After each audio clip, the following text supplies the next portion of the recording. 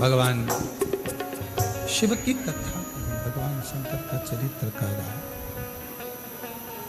शिव महापुराण कह रहे हैं, शमी का वृक्ष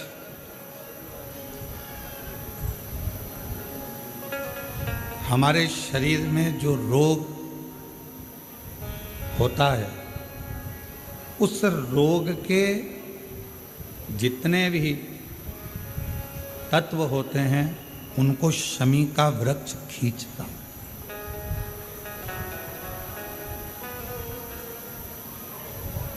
कल एक बहन ने प्रश्न किया कि गुरुजी,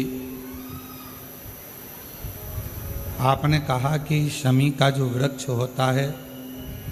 वो बड़ा हो जाता है, बड़ा होने के बाद उसको घर में नहीं रखते, छोटा पौधा, छोटा सा पौधा घर में रख सकते, और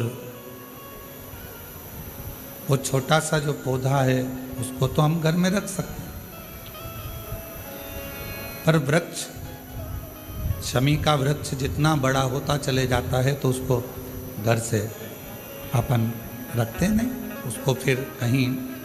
बगीचे में या कहीं एकांत में या जहाँ उसकी ज़रूरत है वहाँ उसको लगा दिया जाए।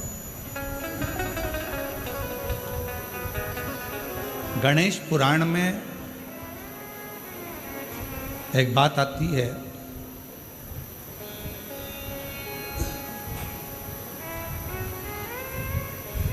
कि शमी का जो वृक्ष होता है वो रोग को खींच लेता, बीमारी को खींचता, तकलीफों को खींचता, दुख को खींचता, शरीर के रोगों को वो खींच लेता। तो शिव महापुराण की कथा में और गणेश पुराण की कथा से एक बात सीखने को मिलती है कि पौधा छोटा रहेगा तो आप उसका पूजन भी कर सकोगे, पत्ते भी ले सकोगे, शिवजी पे भी समर्पित कर सकोगे, और घर के अंदर यदि कोई तकलीफ में है, कष्ट में है, तो उसके दुख को भी वो खींच ले, उसके कष्ट को भी वो खींच ले, उसके कष्ट को, उसके दुख को वो खींच लेता है, उसके कष्ट को, उसके दुख को वो खींच लेता है। पर जैसे ही शमी का पौधा बड़ा हुआ, शमी का वृक्ष बड़ा हुआ, और उस वृक्ष के इर्द गिर्द से अगर निकल कर जा रहा है, शमी के उस वृक्ष के आसपास से, इर्द गिर्द से अगर कोई निकल कर जा रहा है तो